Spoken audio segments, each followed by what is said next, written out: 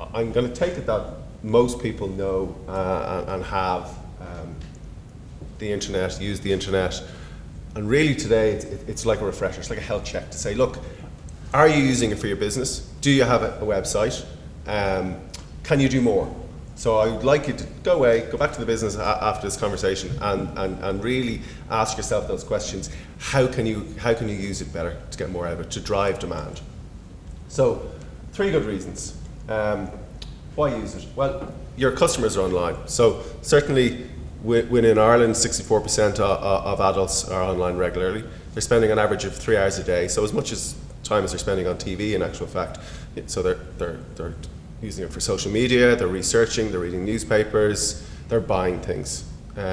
Your competitors are doing it and using it effectively. So 60%, Google did a survey last year, 60% of SMEs have a website. So 40% don't. If you're one of those 40% who does not have a website, your competitor has a competitive advantage of you. 46% purchase online, and half them went back online to talk about it. So it is an important tool in terms of that purchase. So what are the things you need to think about when getting your business online? So you need broadband, high-speed broadband. It doesn't have to be 25 meg speed. I think between 3 and 8 for a lot of businesses is just fine.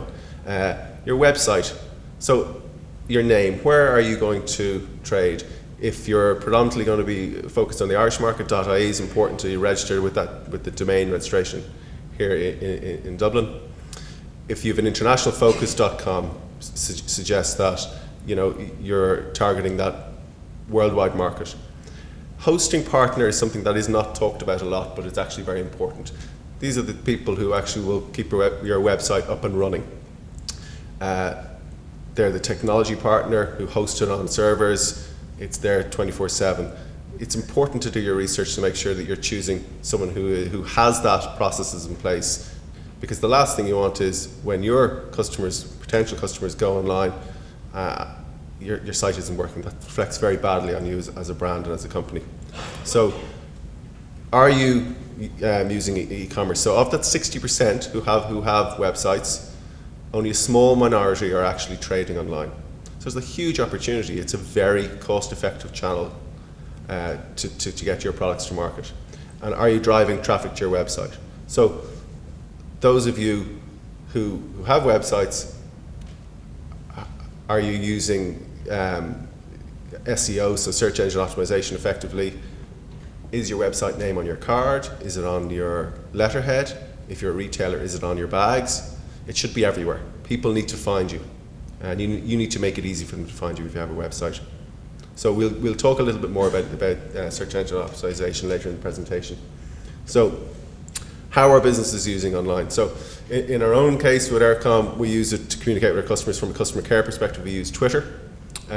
So if our customers across all our brands, so Eircom, Meteor or eMobile, tweet in and say, look, I want to find out about a particular service or have a query, we respond to them within 20 minutes. And it's a very cost-effective way for us because we found that of those customers, 70% of them don't bother ringing in. And they're communicating with us in a way which suits them. It's on their terms. Something which is often forgotten about is basic good email marketing. I would encourage you to make sure that you are developing and maintaining a very good up-to-date database of your customers. And trapping the right information, the right contact, the right email, and getting their permissions. Because the last thing you want in doing that is to have information trapped with someone but not actually give them relevant information.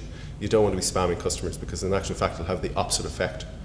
A good example would be Milano, which you're probably quite familiar with, is a pizza chain. They are very active about gathering customer email addresses, and they would regularly communicate. So it's a very good way for them to drive business to a particular chain, or if it's slow on a particular night, they can send offers out, and their redemption is excellent. Selling online. So it's a huge channel for small retailers. So an example would be, I was looking for garden fences very recently. It's that time of the year when you're out trying to tidy up the garden. So the obvious places go to Woodies, go to B&Q. I was looking for a particular type of fence, so I went online As it transpired, there's a small company in Wicklow called Abwood, and they had a really good site. They had all their products listed, they were very cost competitive, and I was able to go down, pick it up where they delivered. Now, had they not had an online presence, I wouldn't have known anything about them. So they're based in Wicklow, I'm based in Dunleary. I may not have known about them, but because they had invested in the site, it meant that they were opening up the market to a whole new customer. A lot of people in the room here will probably find that they don't physically sell something, but they sell a service, they sell their expertise. And something which is really important is that you're building your brand as an expert, as a service provider. Online can help you do that through various forums like LinkedIn, where you can comment and build your reputation. The Corkscrew is a wine retailer off Grafton Street, and we have a small video about how they have harnessed online to actually generate and grow their business. We first opened the doors of the Corkscrew in March 2004. Since then, we've managed to grow sales month on month, year on year, even through the difficult times. I suppose we've had to come up with different concepts and change our business model. One of the biggest changes we've made is our website. If you want to develop your online status, it's very, very important that you have a clear objective, that you put aside a certain amount of money that you're willing to invest, and that you update it regularly. We promote our website through various different means. We have it on all of our business cards, we have it on our Corkscrew bags, we have it on our Facebook page. We offer a delivery service worldwide. We do an awful lot of work around search engine optimization. So we have an awful lot of keywords. We are at the top of a lot of Google searches. A lot of our sales online happen to be between the hours of 9 o'clock at night and 12 o'clock at night. People have managed to put the kids to bed, they're home from work, they've got a bit of time, they can relax and they can go through it at their own pace. Now, a year into with our website up and running, it's crept up to about 15% of our total turnover. What's important for us to put on our email offer is something that people can't resist. So whether it be a case of wine with 40% off, or whether it be a new offering. We've put a huge emphasis behind social media, mainly Facebook. About 8 months ago, we joined up with Deborah Ireland, and for every like that we got on our page, we made a small donation to Deborah Ireland. If we're on Twitter or Facebook and all we're trying to do is sell, we're going to fail miserably. People won't be interested. The main interest behind our attitude towards social media and again in the shop is to engage our customers in a chat, find out what they like, and then offer it to them. We haven't been rewarded solely in growing sales online. We've also won the coveted Eircom Spider Awards in the category for retail excellence. The future for our online business, we want to do an awful lot more interviews and video blogs with our winemakers, maybe introduce a wine blog for the website. And it's very important that we also maintain our physical presence as well, and that we do both in conjunction with each other. And if we continue to do so as we are, well then the future is looking very bright for the Corkscrew. So some of the things in terms of maximisation, we've talked about SEO, search engine optimization. You could do a degree in this. There's a huge complexity to it. But really, what I would like you to try and take away is that you need to make sure when someone is searching for a service in your area that you're coming up on the rankings, ideally on the first page and ideally within the top 3.